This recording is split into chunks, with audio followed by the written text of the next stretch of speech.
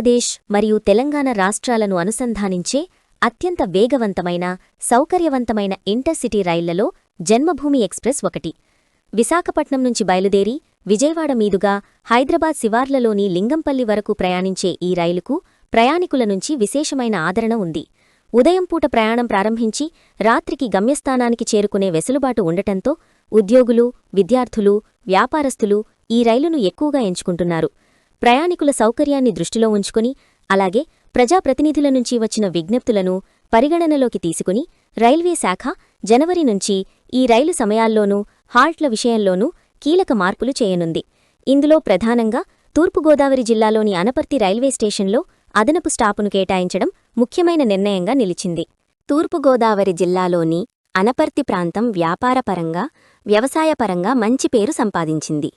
ఈ ప్రాంతం నుంచి ప్రతిరోజూ వందలాది మంది విజయవాడ, విశాఖపట్నం, హైదరాబాద్ వంటి నగరాలకు ప్రయాణిస్తుంటారు. అయితే జన్మభూమి ఎక్స్ప్రెస్ వంటి కీలక రైలుకు ఇక్కడ స్టాప్ లేకపోవడంతో ప్రయాణికులు రాజమండ్రి లేదా సామర్లకోట స్టేషన్లకు వెళ్లాల్సి వచ్చేది. ఈ సమస్యపై స్థానిక ప్రజలు, ప్రజాప్రతినిధులు చేసిన విజ్ఞప్తులకు స్పందించిన దక్షిణ మధ్య రైల్వే జనవరి 6వ తేదీ నుంచి అనపర్తి స్టేషన్లో జన్మభూమి ఎక్స్ప్రెస్కు ప్రయోగాత్మక ప్రాతిపదికన స్టాప్ను కేటాయించింది. దీనివల్ల చుట్టుపక్కల గ్రామాల ప్రజలకు ప్రయాణభారం తగ్గడమే కాకుండా సమయం కూడా గణనీయంగా ఆదా అవుతుంది. ఈ అదనపు స్టాప్ మరియు సమయ మార్పులు 2 దిశల్లో నడిచే రైళ్లకు వర్తిస్తాయి. విశాఖపట్నం నుంచి లింగంపల్లికి వెళ్లే జన్మభూమి ఎక్స్ప్రెస్ అనపర్తి స్టేషన్కు ఉదయం 8:49 చేరుకుంటుంది.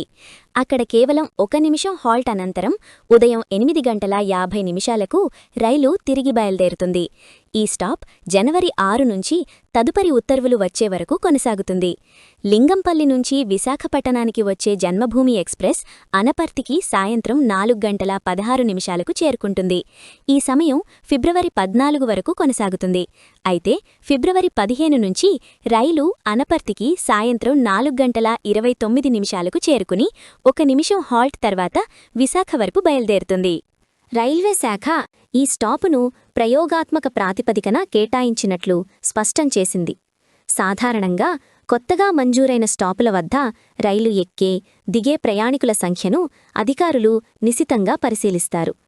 అనపర్తిలో టికెట్ విక్రయాలు, ప్రయాణికుల సంఖ్య వంటి గణాంకాలను ఆధారంగా తీసుకొని ఈ స్టాపును శాశ్వతం చేయాలా లేదా అన్న నిర్ణయం తీసుకుంటారు.